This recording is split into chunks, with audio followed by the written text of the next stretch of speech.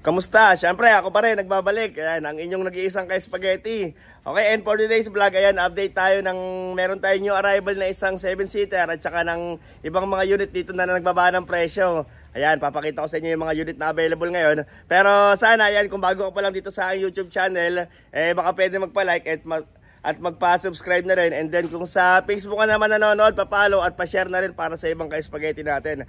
Ayan, sana may mapili kayo dito. Ayan, medyo maluwag ngayon kasi nakuha na yung mga ibang unit namin. So ang available namin ngayon, 4 na lang. Tsaka yung aking Elantra, bebenta ko na rin. Ayan, kasi hindi ko nagagamit yung accent ko eh. So ang address nito ay number 10 Lilibet Street.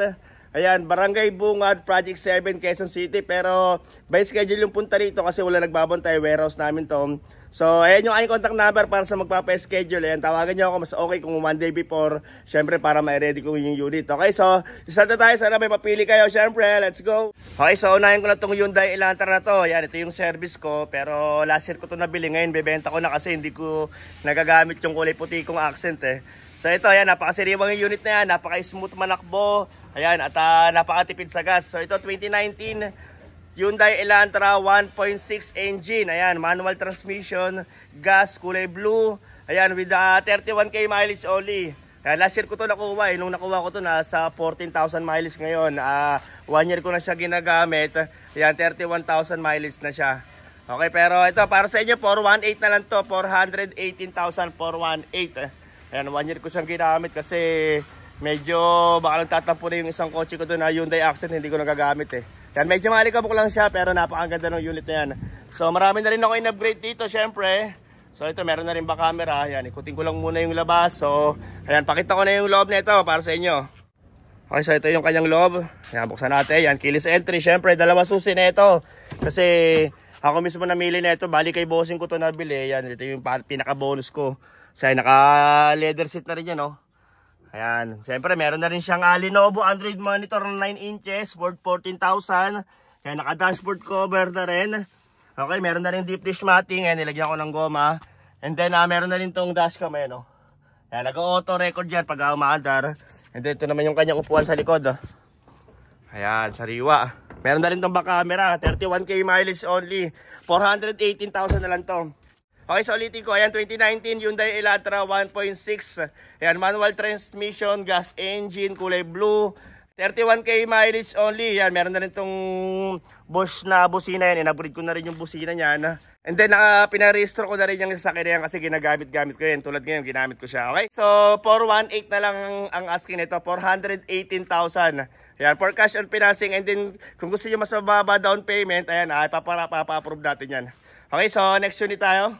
Okay, so ito, next unit natin. Ayan, nagbaba na rin tayo ng presyo dito, syempre, para ayan, everybody happy. So ito, 2019 Mitsubishi Expander 1.5 GLS Sport, top of the line. Ayan, automatic transmission, kulay black. Ayan, medyo hindi lang siya ganun kalinis, pero ayan, ako mismo nag-test drive nito. Ako mismo nag-check ng unit na yan, kaya sure tayo na maganda yung sasakyan na yan. Ayan, automatic transmission with 50k plus mileage. Ayan, bagong change oil. Naka-leather seat din yung isang yan at 2 susi. Ayan, with warranty booklet and manual. Ayan, dating 800 plus to. Ngayon, 790,000 na lang. 790. Ayan, dating 838 yata yung asking namin dito. Pero syempre, dahil ayan, may mga parating tayong mga bagong unit ngayon. So, bababa natin ang presyo itong mga nauna. Ayan, so ito, naka-max din yan. Ayan, meron din rin body kit, eh, no? Top of the line. Push start button. Okay, so check natin yung loob, syempre.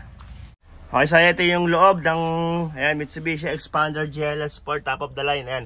Ang kanyang saktong mileage ay 54,000. Ayan, naka-leather seat na rin, German leather. At sa mga gusto magpagawa ng German leather seat cover sa inyong mga sasakyan, ayan, mag-PM kayo sa Facebook page na yan. Ayan, so ito yung kanyang loob. Oh. Ayan, meron na rin stock na LCD monitor. Okay, naka-chrome na rin to na, na garnish. So ito yung kanyang chrome garnish, naka-tint. Meron na rin rain visor. Ayan, keyless entry syempre. At push start button dahil top of the line. Okay, so ulitin ko tong 2019 Mitsubishi Expander GLS Sport. Ayan, 1.5, 7-seater, kulay black. Ayan, gas engine, 50k plus mileage. Ayan, 2 susi with garnish. Naka-leather seat. With warranty booklet and manual. Okay, 790,000 na lang ang kanyang asking. 790,000 from 800 38,000 ang kanyang price dati, okay? Yan, okay, main nyo na to. Meron tayong online bank transfer or GCash para sa reservation. Ayan yung aking contact number, save nyo para sa mga gusto magpa-schedule for viewing. Ayan, para syempre ma-ready natin yung unit. Ayan, medyo masikip kasi dito sa warehouse. Okay, so next unit tayo. At ito, ayan, meron tayong isa pang super fresh unit. Ito, kami mismo rin nag-check nito. Yan, ako mismo nag-scan nito kung napanood yung nakaraang vlog ko. So ito, 2018 Suzuki Ertiga GL. Kulay red, automatic transmission. Yan, 14K mileage. Yan, with Casa Records and Casa Maintain. Yan, 588,000 ang kanyang asking, 588. Ito, hindi kasi siya ginagamit ng unang mayari. So, binenta na lang niya kaysa may stock at masira. Yan, binenta na lang niya sa amin. Ayan, ito naka-chrome na rin na garnish. Ayan, medyo malikabok lang pero napakakinis tong unit na yan. Ayan, naka-mags. Sa gulong makapal pa. Nasa 90% pa yung kapal ng kanyang mga gulong. Siyempre, naka-tint. Ayan, pero papalinis natin to siyempre kung interesado kayo bago nyo kunin. Ayan, papagandahin natin yan. Medyo malikabok lang kasi siyempre ginagamit namin yung mga unit dito para hindi na i-stock. Kasi pag na-stock yung unit na nade-dead bat. Okay, so buksan lang natin. Ayan, first owned. Yan, so ito sobrang ganda ng loob ng mga Ertiga. Napakaaliwala sa mata, napakalinis tignan. So ito wala lang siyang seat cover, pero ito amoy bago pa to. Yan, meron na ring stock na LCD monitor. Ayan, naka deep dish mating na rin. Okay, so ito next unit natin. Ayan, Toyota Vios 2019 1.3e. Ayan, presyong mirage na lang to. Yan, dating 548 yung asking nito, ngayon 478 na lang. Yan, 2019 Toyota Vios 1.3e. Yan, automatic transmission, kulay red, 50k plus mileage. Yan, medyo malikabok lang, tsaka dead bat to eh. Yan, batay yung battery na ito kasi hindi siya nagagamit nasa likod. Pero yan, papalitan natin yan ng bago yung battery syempre. Pero stock lang din, ipapalit natin dyan. Ayan, 50k plus mileage, 478,000 na lang siya ngayon. Yan, Toyota Vios E.